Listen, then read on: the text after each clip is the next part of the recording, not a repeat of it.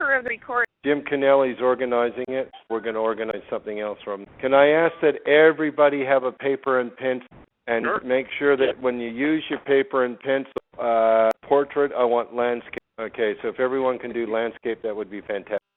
We've got a few people that won't be here that are on holiday. That we'll go through that and we'll work out who's here and who's not. There may be a few people listening in on the call that are just on mute because they come along to tonight's call. Because with everyone's permission, I'm going to do it a little bit differently tonight. Is that okay? Yep. Okay. What I want to do is I want to draw a story, if everyone's okay with it. Yep. And so as we draw the story, I want to start to use the cycle. And as we get into the cycles, I want like the contribution of the cycles, because I'm going to tell the story as we get into it, and we're going to draw the story and see what happens. But the first thing that we're going to do is draw the story as the end of the story, because we have to be in the future. Is everyone okay with it? Yes. Sure. Okay, so when we do that, we'll get it going. So I'll give it another minute, and then we'll get going. We've got one more minute before 7. Oh, no, we're at 7. So let's get started, because I want to move quickly tonight. Susan, are you on the call? Yes, I am, Kelly, and I feel like saying I am. So Jim Kennelly's on the call, and I've been missing. That's what I feel like. Okay, thank you, sis. Jim Kennelly, what do you feel like saying? I feel like saying I miss you all. I'm so glad that I'm here right now, and I'm really looking forward to tonight's call and to this story. Thank you. Okay, Jessica, are you on the call? Thank you. I am. Want to say happy to be here, and I can't wait to see where you take us, Kelly. That's what I feel like saying. Okay, great.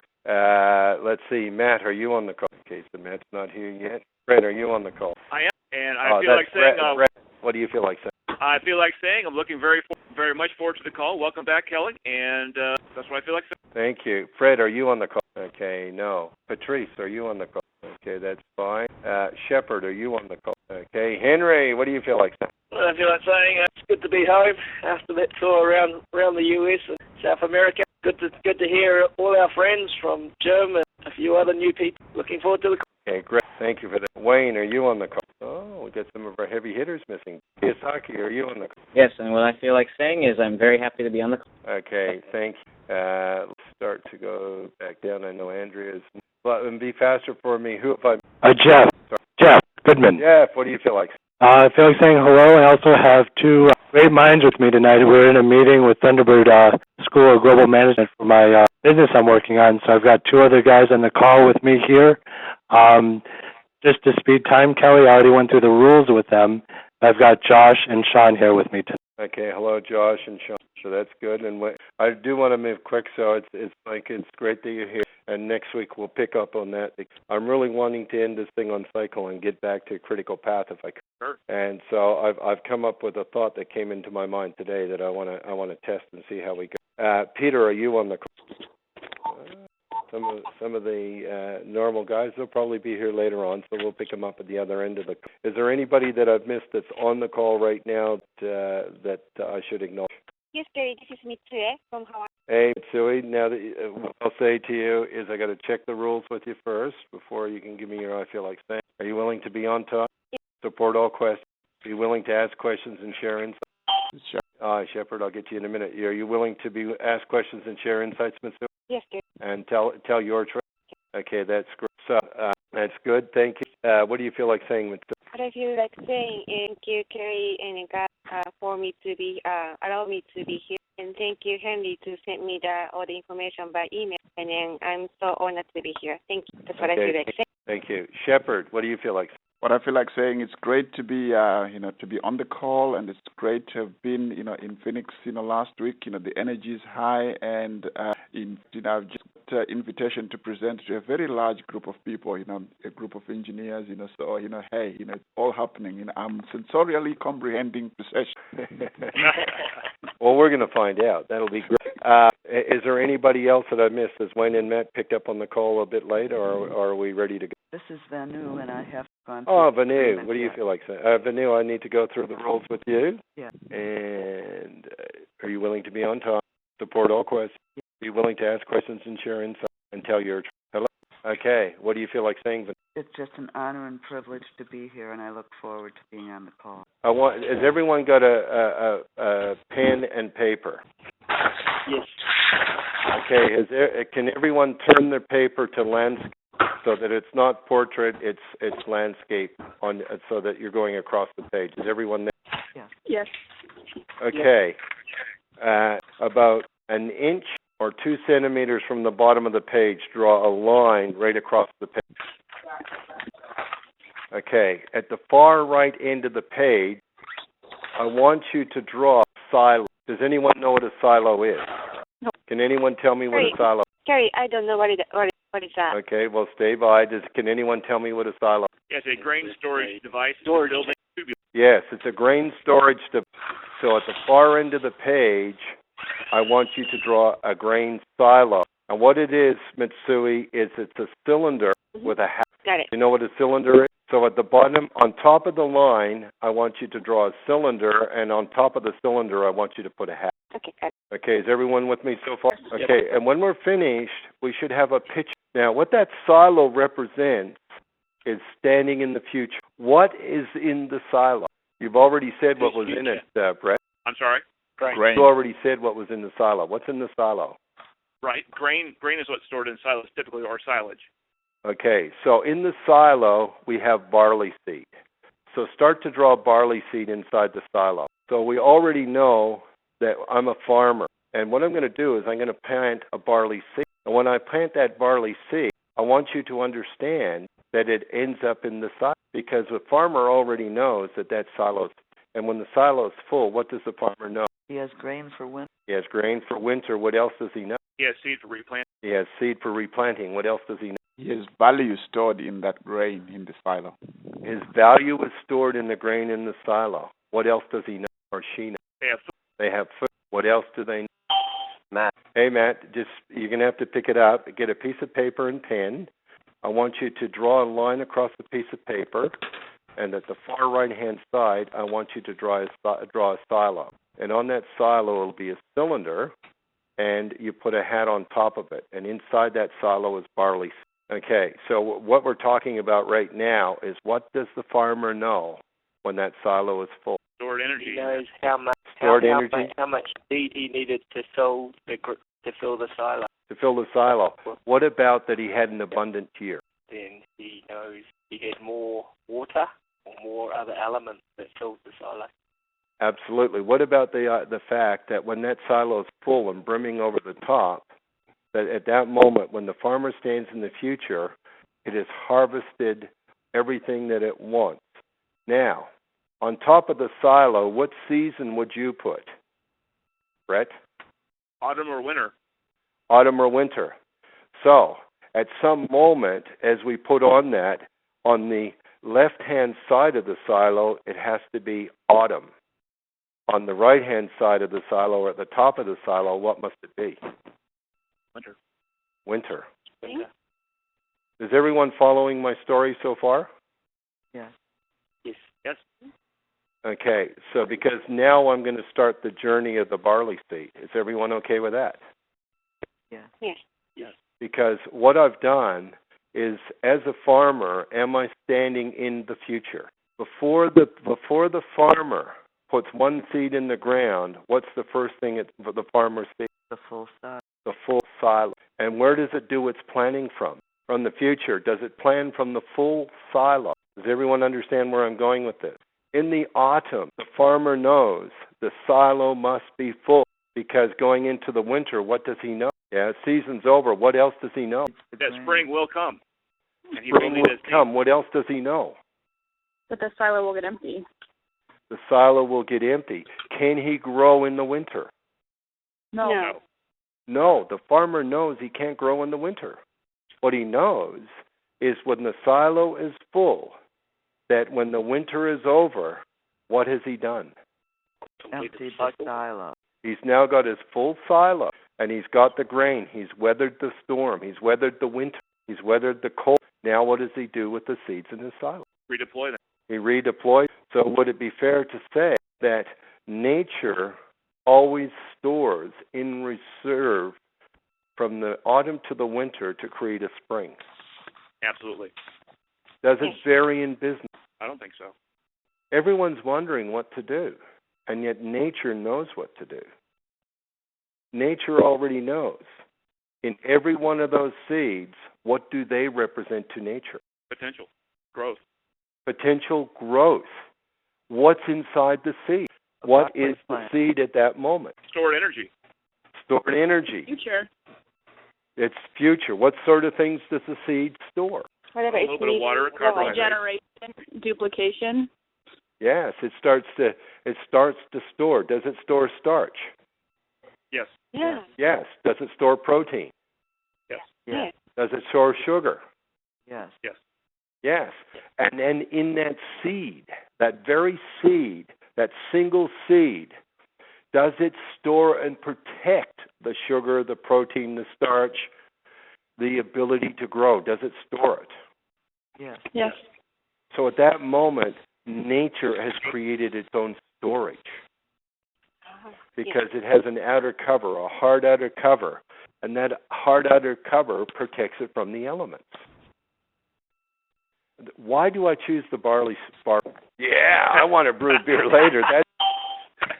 The barley seed. The barley seed was one of the first domesticated seeds, and it has a long history with humanity around its storage and around its retrieval.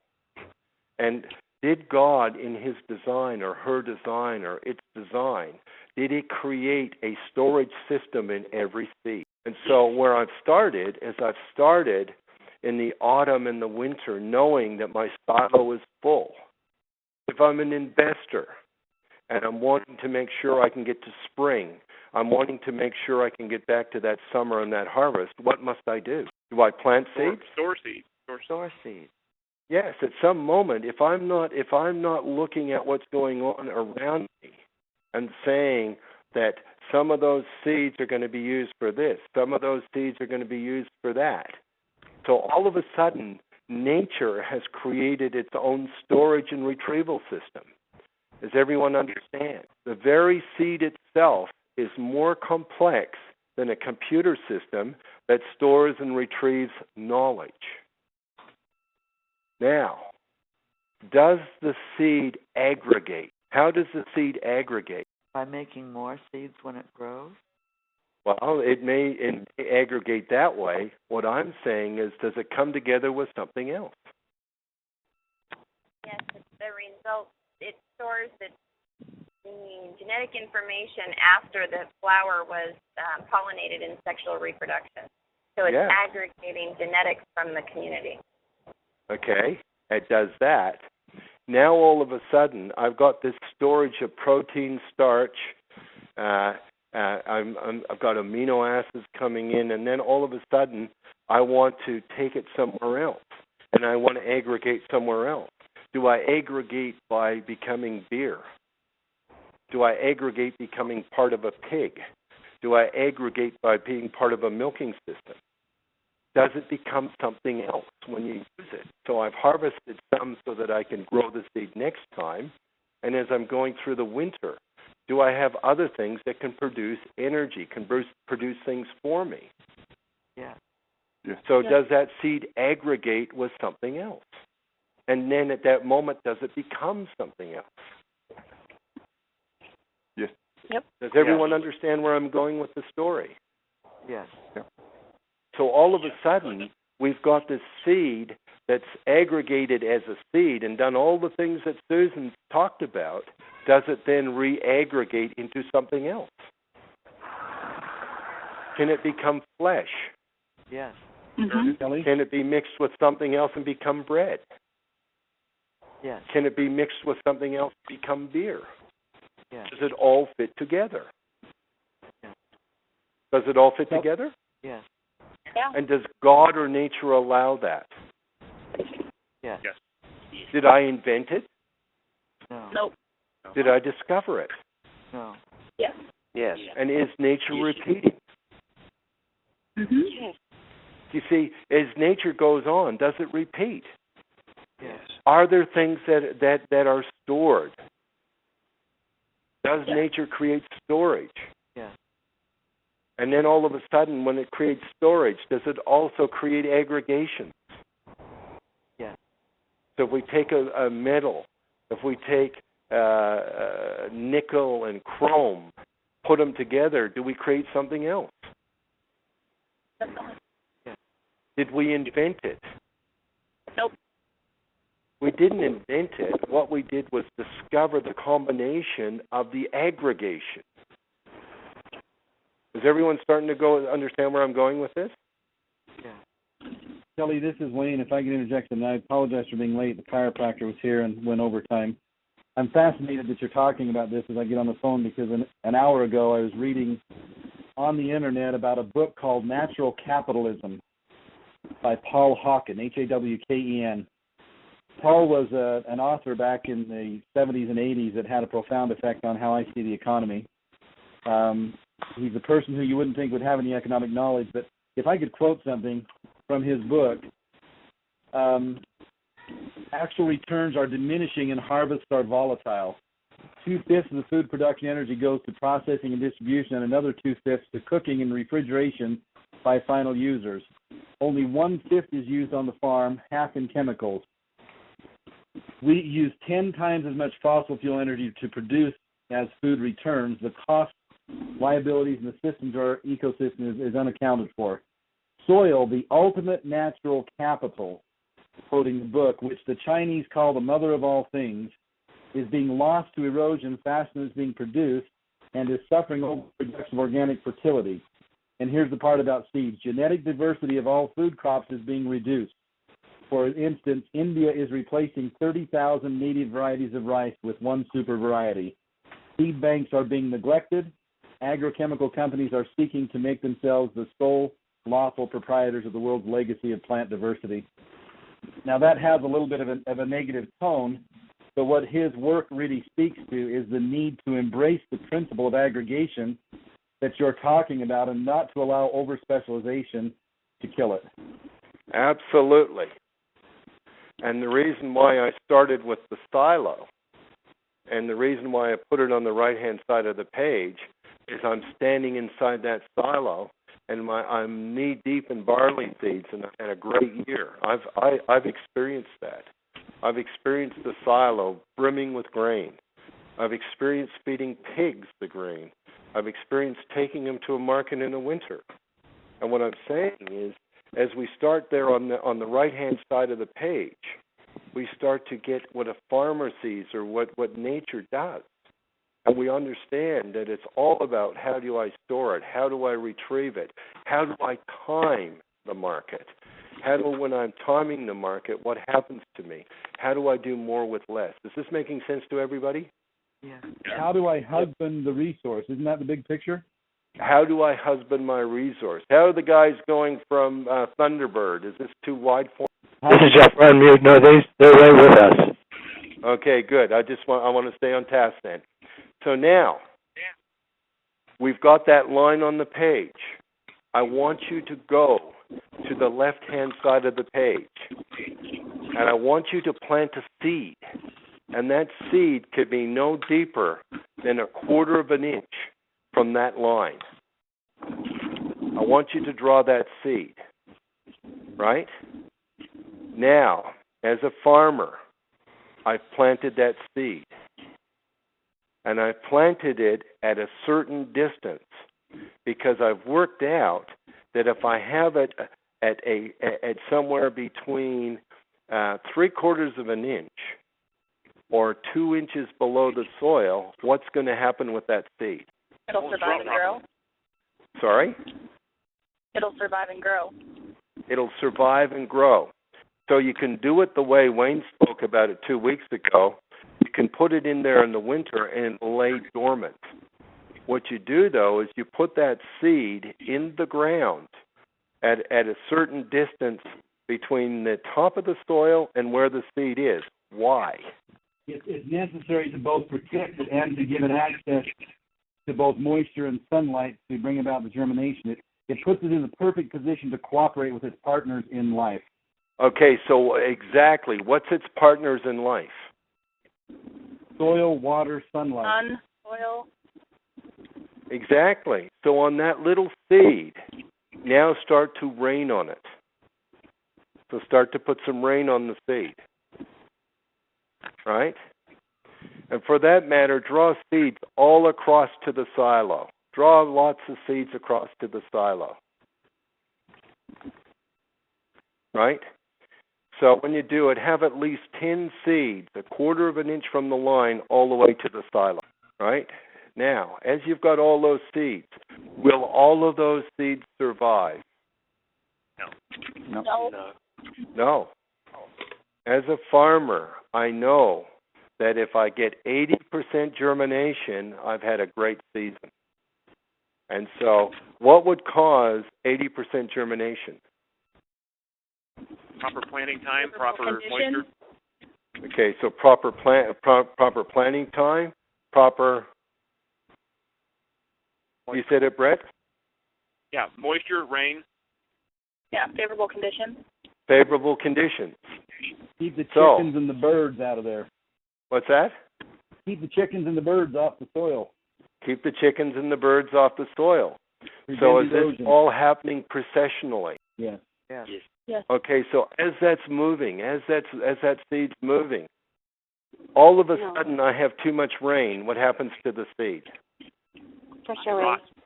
Does. It gets hot. Then what happens to it? Can't get enough air. It can't get enough air. It can't get enough sun. What happens to the seed? Sometimes it gets moldy. It gets moldy. What color does it turn? Green. Gray. What other color? Black. Goes black. And all of a sudden, with all this rain on that, on all the rain that's going on this soil, all of a sudden, my crop is ruined because it's drowned. Does that happen in business? Does that happen in investing? Yes. Yes. So now all of a sudden, nature is telling us that if there's too much rain, if there's too much sun, it's about timing. Is the market about timing? Yes. Yep. Okay, as a farmer, what are the things that I watch? What are the things that are important to me to make sure that I take care of my seed? Weather. Weather. So as I go to the weather, what am I looking to? Where do I head? What information do I want? Future. You want it relative. You want to plant in between storms. Yes. And also, do I want to know that if the storms come early and they're going to flood my field, would I plant before that or after that? After. So as a farmer, I'm looking for a good breaking storm, and I'm wanting it to pour down, and I'm wanting to seed at the right time. So when there's a flood of water or more water than the seed needs, I'm looking for that, because what's going to store the water? The soil. The soil. So now the soil's storing the water for me. What brings the water out from the soil? The sun. Evaporation.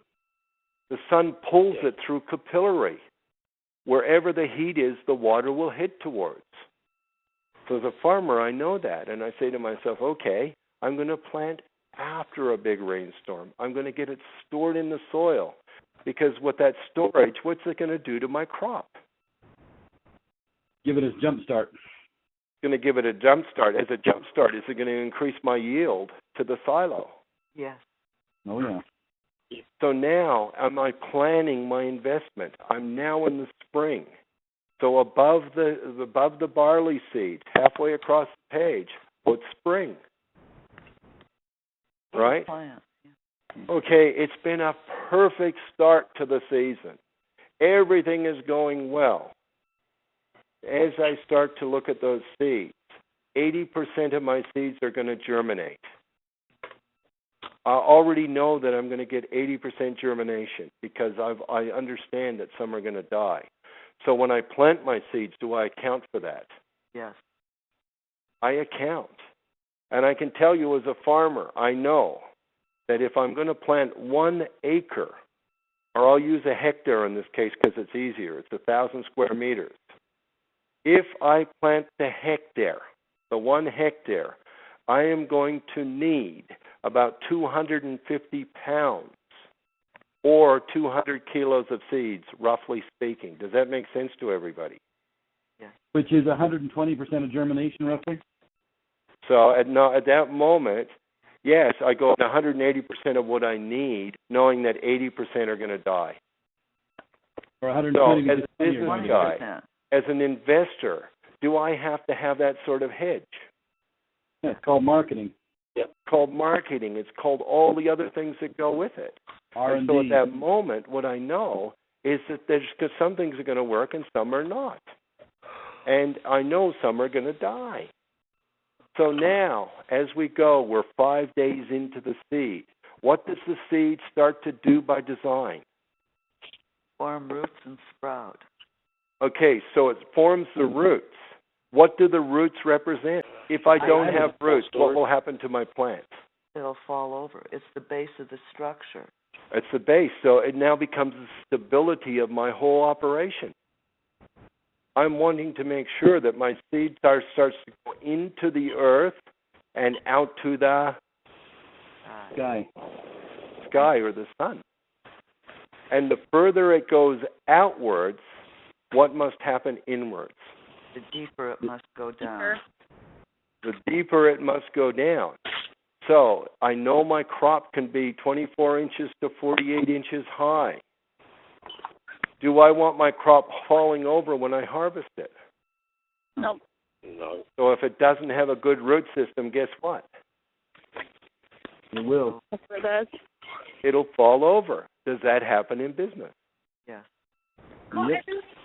If I don't have a stable platform to come from, if I haven't thought about it, if I haven't made sure that I'm stable, what will happen to my business?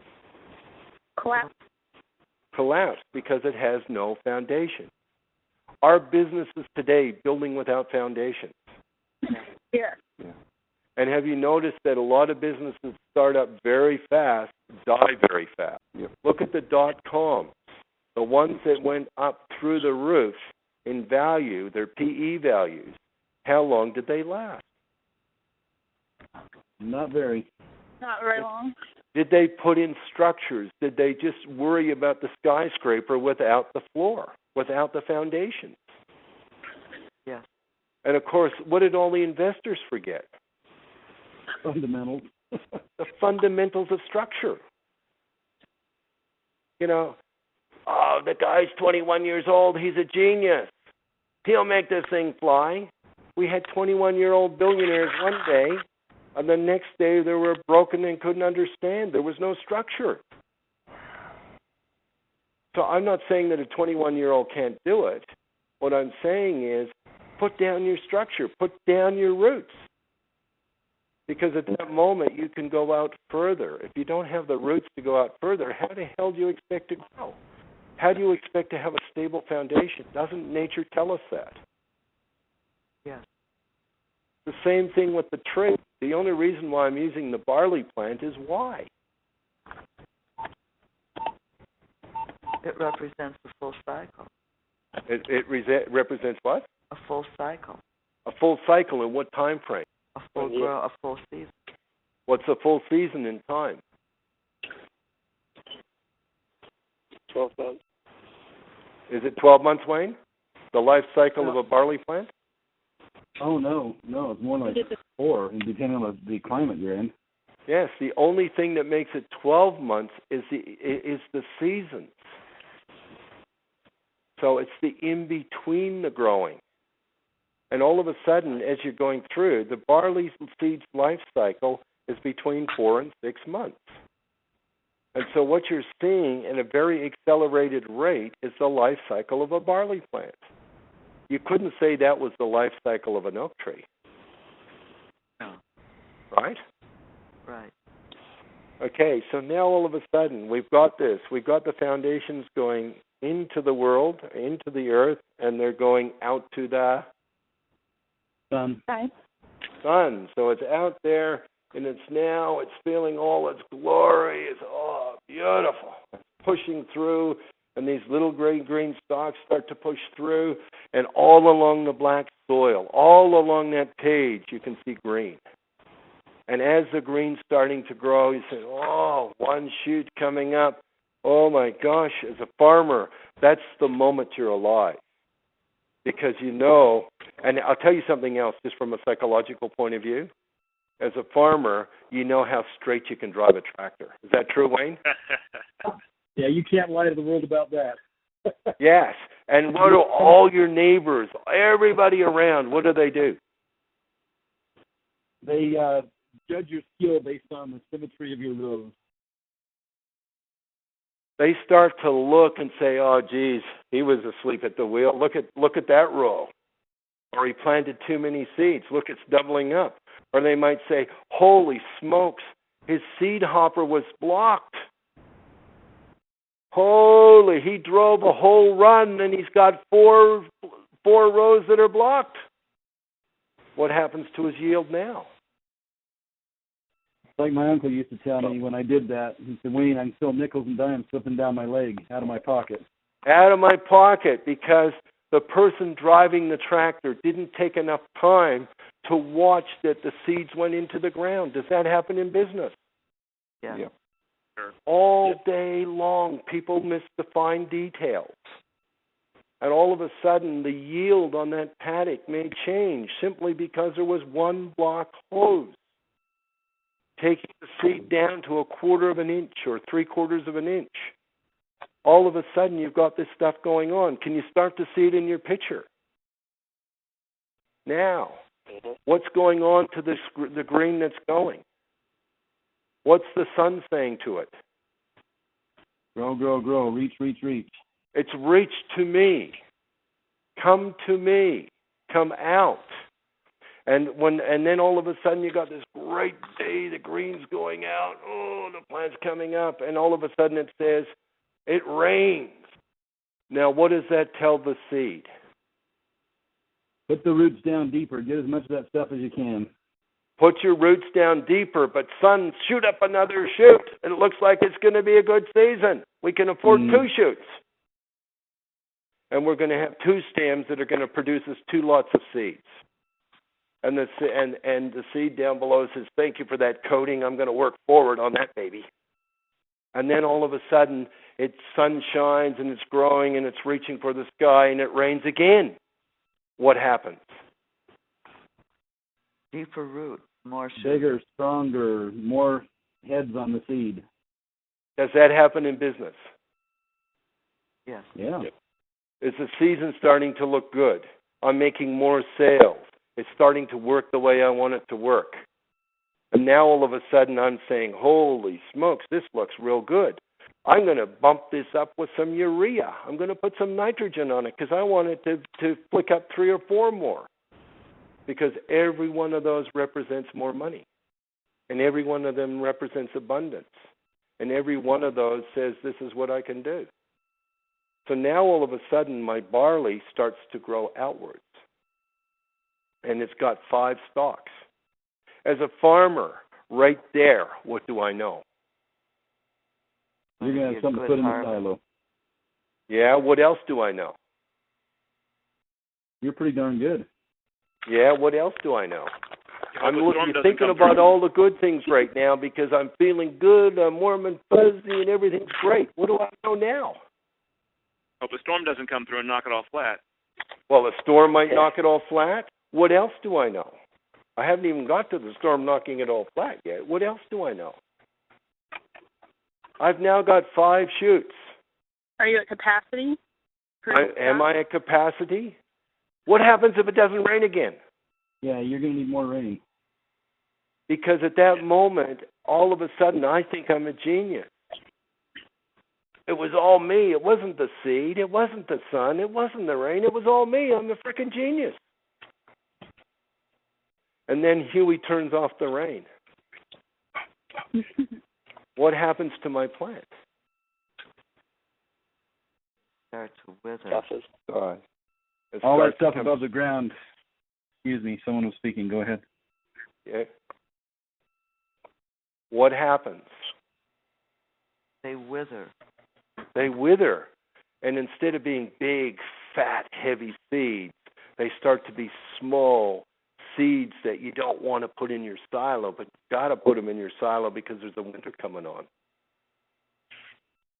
Does the bank manager, all of a sudden, when he sees that you're extended and you got everything going and you just know that it's going to happen, he says, "Tell you what, I can't give you any more money right now. You're overextended. You got too many shoots out of the ground, my friend. We're going to have to slow you down." Does that happen? Yeah. Has that ever happened to you, Wayne? Well, you know, in my business, it's just the opposite.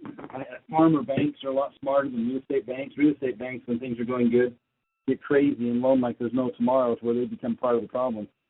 Okay, so at that moment, they flood the field. Yeah. What happens? What happens to the roots when the field is flooded? They don't have to work anymore. They get dwarfed. Okay, and then what happens? Plant dies. That do the roots start to go black and die? Yes. Yeah. So all of a sudden, your crop it needs to have something else. So when you get a flood of money or you get a flood of rain, at one moment it looks great. I had a year that I thought I was a frickin' genius. And what happened was I had all my crops up. They looked magnificent.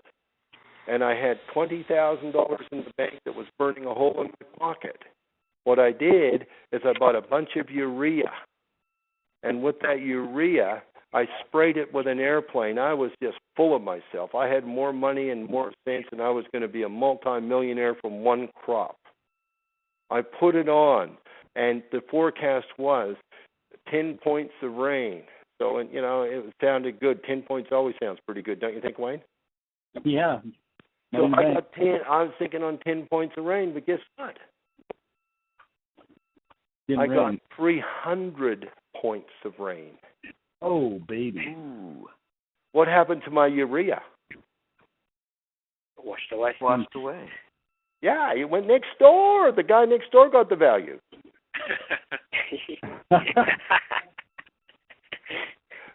my paddock had holes in it. You could bury a tractor in it. With half your soil. With half my soil. So the genius that what I was, and all of a sudden I didn't pay attention, and I thought I was good. And so now I'm in trouble, and I won't say what I did. What I'm saying to you, does that happen? Is markets and getting to markets, is it about time? Oh, yeah. Is it about understanding that in your long cycles, you can look at a long cycle, but let me tell you, you can have winter, spring, summer, and fall. Did I get all four of them? You can have that in one day. In fact, if you're trading in the faster markets, how fast can that happen? What do you mean by faster? So if I'm going into the currency market, how fast does that move? Every second. I could have all of those things happening in seconds. So now all of a sudden I'm looking at long cycles. Do I need to look at very fast and short cycles? Yeah. Yes. Yep. See, all the long cycles tell me a lot, but are there things going on in between the cycles? Yes. Yes. Yes. And so if I'm observing all of those, am I starting to understand ephemeralization? Am I starting to understand precession? Yeah, Kelly, I'm talking to hop in here too. I would suggest also that things can happen at any time. We could get the thunderstorm that came through that would flatten the grain. We can also have these other things that could happen, that, like the business that could come out of the blue and knock the business over. But the season is still the season, so that's kind of that subtle underlying context, I'd say, is still happening. And, of course, in the meantime, businesses, it could come and go, pop up, and then disappear all the time. But there still is an underlying season going on. There is no question. Brett, there is no question that there's those cycles going on. The point is, watching those cycles, you get your ass kicked on another cycle. Yes. My point isn't that you shouldn't watch long cycles. My point is, in between those cycles, there are cycles going on all the time. What's the life cycle of a barley seed? 4 to 6 months. 4 to 6 months. 4 to 6 months. All of a sudden you start to ask what the life cycle of something is. And when you start to understand the life cycle, do you need to make sure that you're managing your life cycles? Yeah. Yes. Man, I sure as hell would not want to be looking at a 23-year life cycle when I was going into the currency market. It would confuse me. because I've got too much information at that moment. I need to understand the historic sense. I also need to know, what's the most important thing for me to know? As a what investor? What's the single most important thing for me to know? As what kind of an investor? What's the most important thing for me to know? I think you need to understand. Yeah, you need to understand, your position. You need to understand, where the cycle might be, so that, because this cycle is for everyone, it affects everyone. But it's how you set your own sail, which will determine how the wind that is blowing for everyone, where it takes you. Do you think you should know what your silo looks like? It's a good start. The second you understand your silo, because the silo is the future. Tell me if you're saying the same thing, Kelly. My response without responding there was that the most important thing for me to know is my resources and my capacity. I know that the silo represents the storage capacity, but the silo is empty without your productive capacity, your knowledge, your proper husbandry of that process. Isn't that the most important thing for me to know? My capability as compared to the opportunity and the resource and the cycle? Isn't that exactly the same thing? I agree. It's the same thing. Okay. Because the second that I can stand in that silo and feel the barley going through my toes, then I am going to head, and that's going to be my capacity. Now, I filled the silo this year, and I worked it all out this year. I'm going to plan next year. Would I have an extra silo?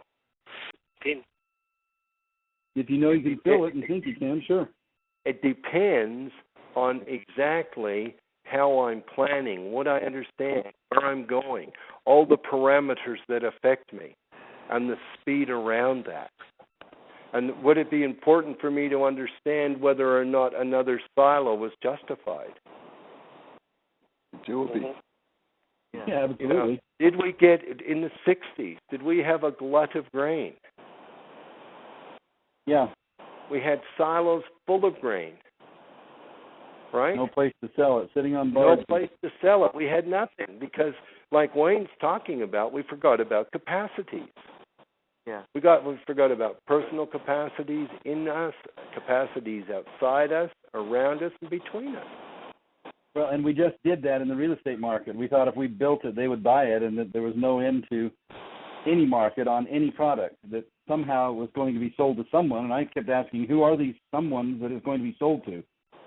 Yes. Looks overdone. Because at that moment, Wayne, what's the limiting factor?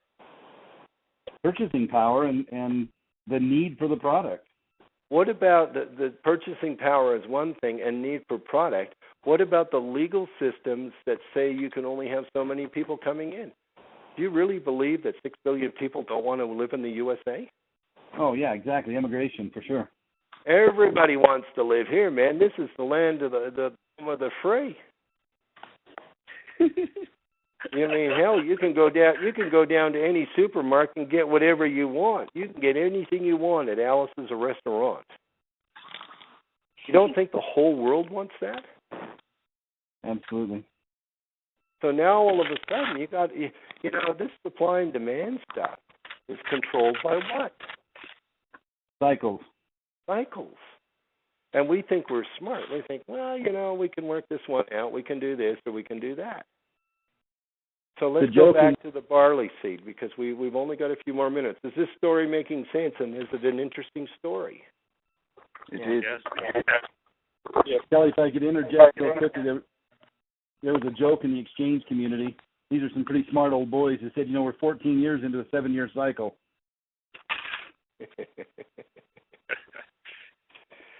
So what I'm saying to everybody on this call is that as the barley seed grows and as we get to harvest, I can give you the statistics of the barley seed because we've measured it. As humankind, we know what to do.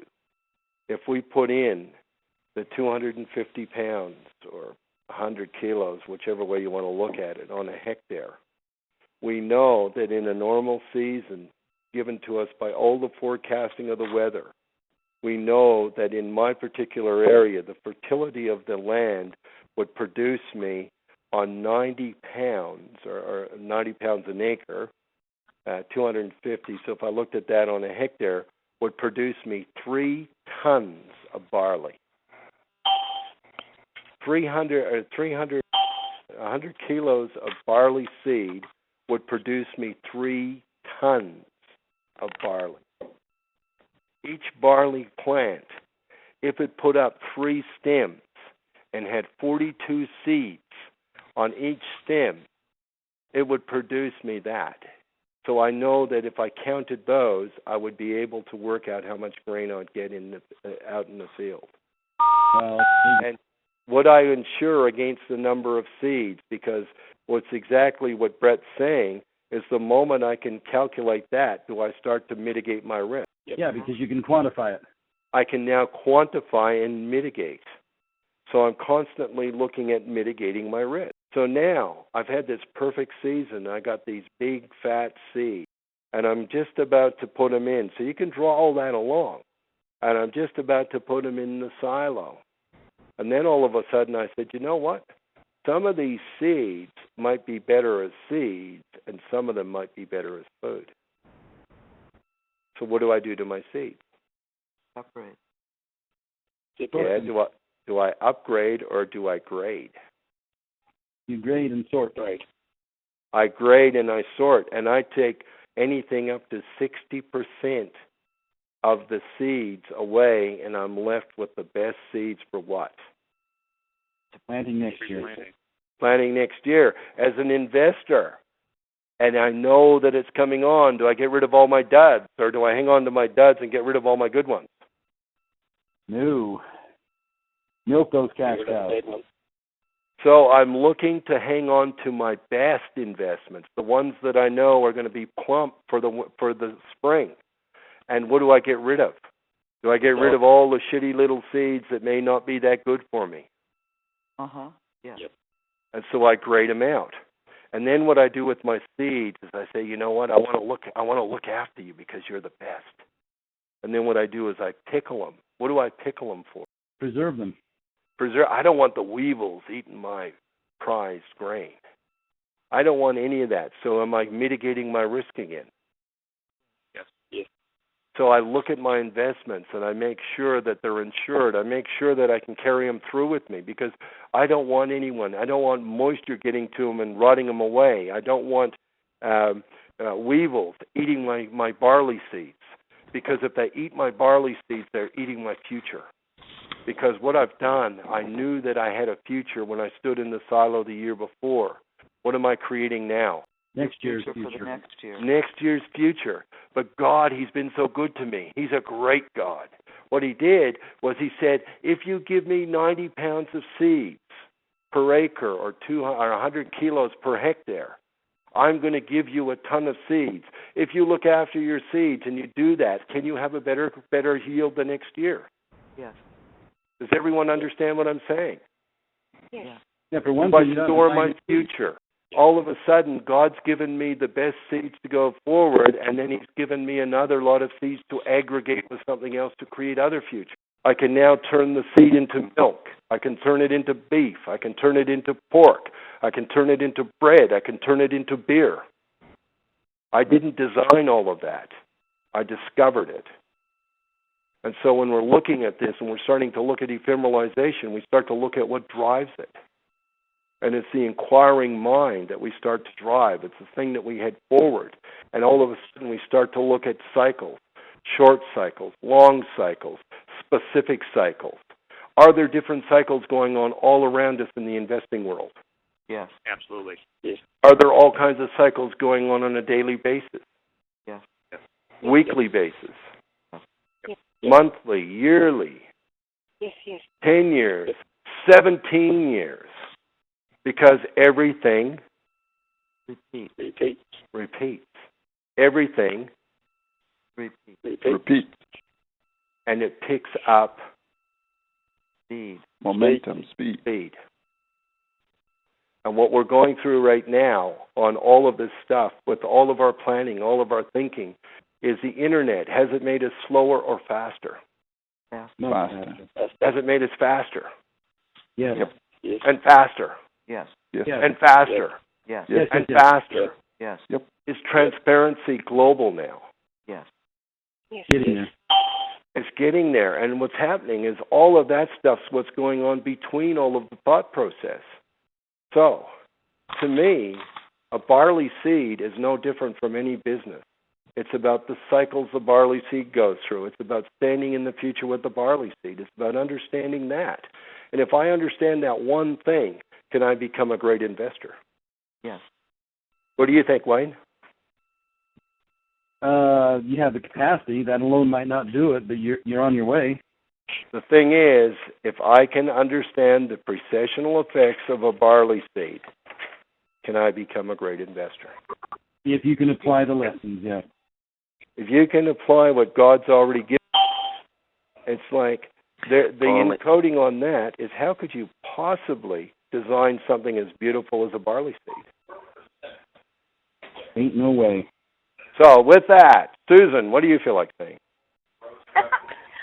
I am stunned and amazed. I love your storytelling, and thank you for your time and talent, Kelly.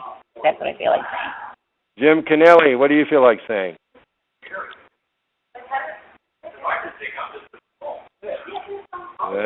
Jessica, what do you feel like saying? Good story. I liked today's lesson a lot, and thanks. Matt, what do you feel like saying? Forgive me for being late. I apologize for that. And if I can precessionally understand a barley seed, I can be a great investor. That's now pasted on the inside of my eyelids. Thank you, Kelly. You're welcome. Brett, what do you feel like saying? I feel like saying, look at the investment returns God has for us. You plant one seed of corn, and it comes up with 100 seeds. Or in the case of barley, from 250 pounds to 3 tons, that's 20 times return on your money in 1 year. And that's what God has for us. But if you're buying retail from your investments, you're buying from the foxes, and you're in the chicken coop, then they're going to be skimming all that off. Thank you. Shepard, what do you feel like saying? What I feel like saying is that it's been a great call, and just reinforcing, a week, of Bucky that I spent, last week. It's Bucky is not, an event in a week, but it's a way of life. That's what I feel like saying. Thank you. Henry, what do you feel like saying? Oh, great story. I've heard it before, but that continues, gives me finer distinctions. It's really cool. Just between me and you, are you free later on? Yeah, maybe if we did it tomorrow because there's no one who bugged me and I got all day. Okay, we'll do that tomorrow. But great okay, call. That'll be great. Good to hear everyone. Thank you. Wayne, what do you feel like saying? I was driving. Again, I acknowledge being late today. I had some things beyond my control, but I also lost track of time, so forgive me for that, please. I am conscious of this call, and I value all of your time. Thanks, Kelly, for the lesson off of the phone. It's near and dear to my heart, and I have significant roots in what you're talking about there, and coming back to those roots is always a blessing. So thank you for the note. Okay, Jason, what do you feel like saying? I feel like saying thank you, Kelly, and thank you, everyone. Thank you. Jeff, what do you feel like saying? And you get your guys on the other end of the line to say what they feel like saying, too. Will do. Kelly, great analogy. It was perfect timing for what we were talking about tonight, and after all this talk with Barley, I'm definitely ready for a beer. So here's Josh. Josh, what do you feel like saying? I feel like saying it's great to remind us to look back at about how the growth was started and about how to get ourselves back so we can make sure that our growth is going to be able to increase in the future. Thank you. And your other friend, I didn't write his name down. I'm sorry. Hi there. It's a really great story, and thank you for sharing the information. Yeah, thank you. Okay, you're welcome. Peter, did you make it to the line? No. Fred, did you make it? Okay, that's fine. We'll go to Mitsui. Mitsui, what do you feel like saying? What I feel like saying is it was aha moment, and I have a different way to see the nature now. And thank you, Kerry, for sharing the story, and thank you, everybody. That's what I feel You're like welcome. saying. Vanu, what do you feel like saying? Thank you. I'm such an honor to be on the call and to hear the story. Thank you, Kelly. You're welcome.